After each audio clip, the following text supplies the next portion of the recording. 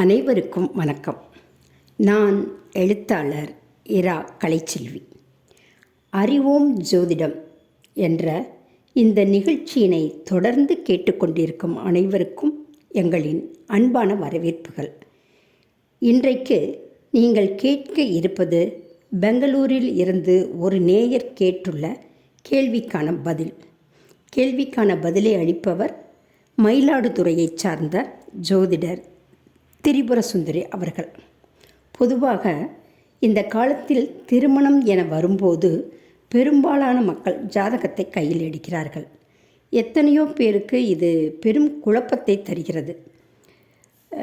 அனைவருக்கும் அந்த வரன் பிடித்திருந்தாலும் ஜோதிடர் நெகட்டிவாக சொல்லிட்டா மனம் உடைந்து போகிறார்கள்.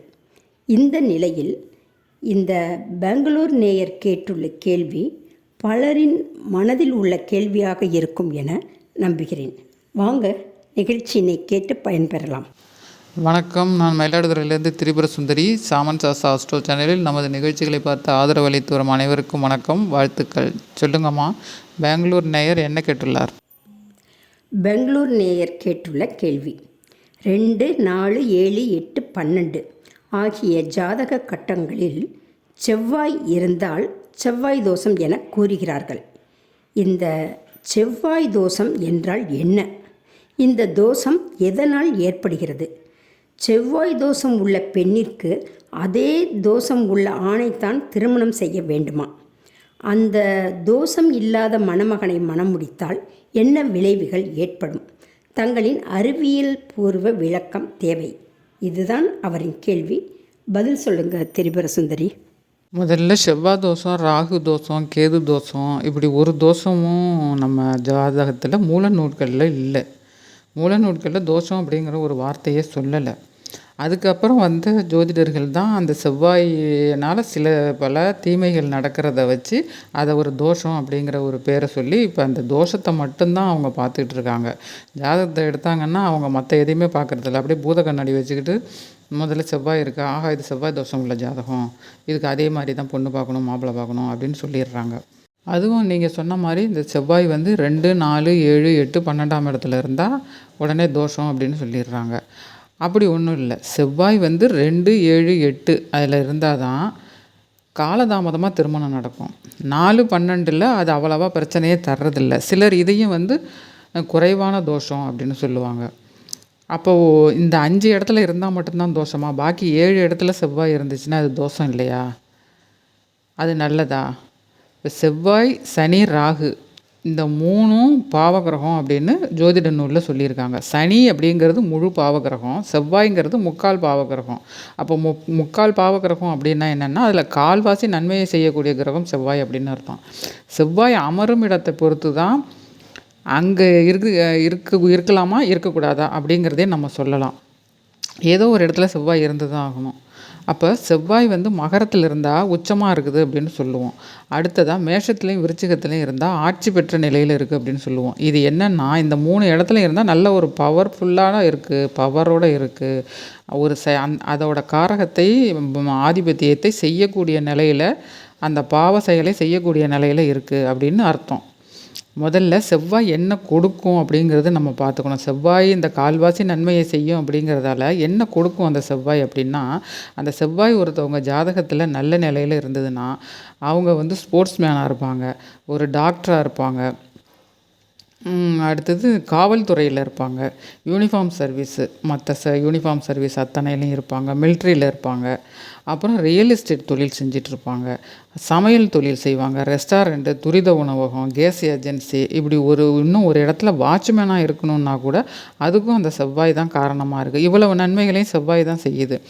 இப்படி இருக்கிறதுக்கு அந்த செவ்வாய் நல்ல நிலையில் இருக்கணும். நல்ல நிலையிலாம் எப்படி இருக்கணும்? குருவோட, சுக்கிரனோட, வளர்பிறை சந்திரனோட சேர்ந்த நிலையில், பார்த்த நிலையில் இருக்கணும்.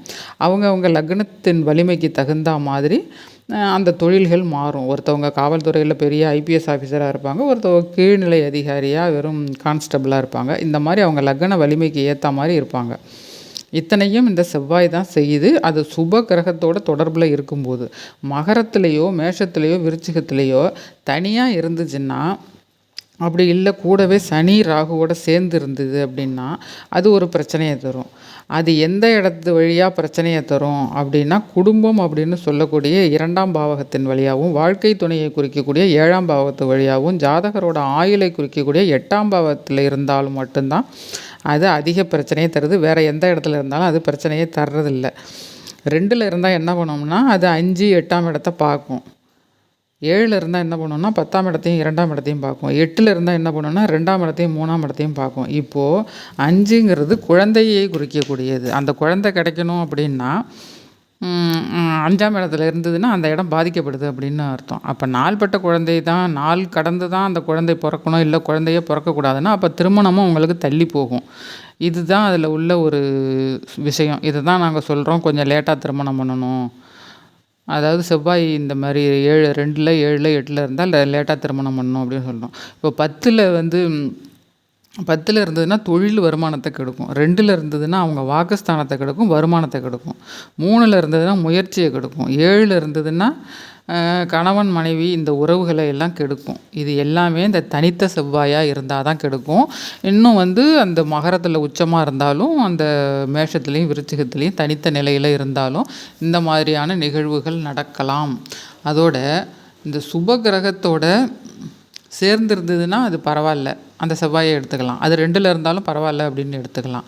முக்கியமாக செவ்வாய் தசை அந்த திருமண நேரத்தில் வருதா அப்படிங்கிறதே நம்ம பார்க்கணும். செவ்வாய் தசையே வராது, ஏற்கனவே அது வந்துட்டு போயிடுச்சு அப்படிங்கிறப்ப அது நம்ம தோஷம்னு சொல்லிட்டு அதே மாதிரி தான் ஒரு ஜாதகத்தை தேடணும் அப்படின்னு சொல்லக்கூடாது. இப்போ நம்ம அதே மாதிரி ஒரு ஜாதகத்தை தேடினோம்னா அவங்களுக்கு கல்யாணத்துக்கு அப்புறம் தான் வரும், இல்லை கல்யாண சமயத்தில் தான் செவ்வாய் தசை வரும்.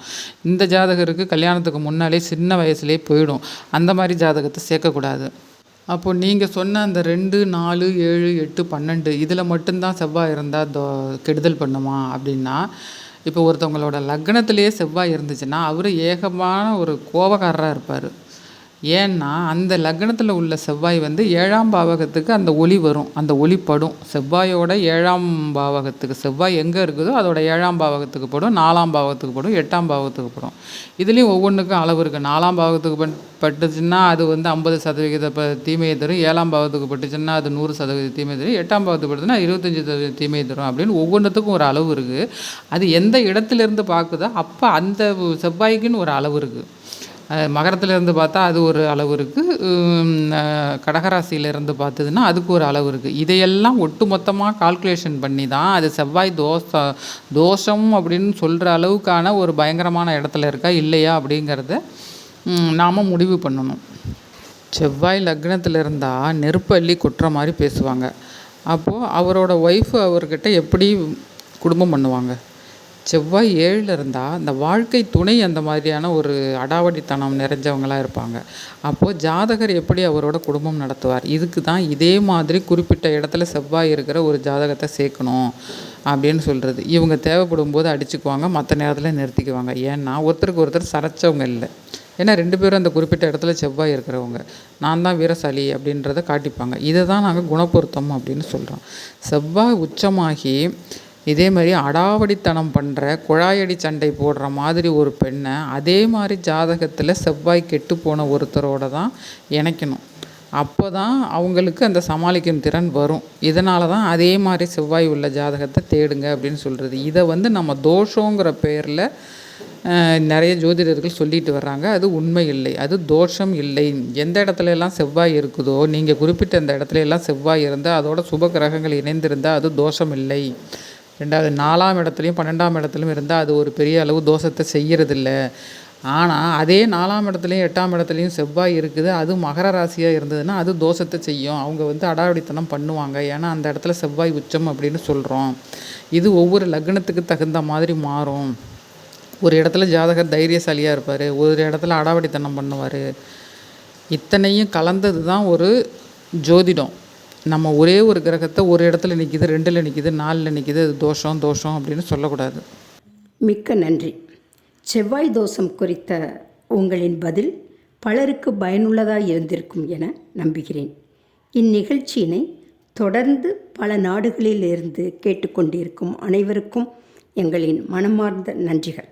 உங்களிடமிருந்து விடைபெறுவது எழுத்தாளர் இரா கலைச்செல்வி. நன்றி, வணக்கம். நேயர்கள் அனைவருக்கும் நன்றி, வணக்கம்.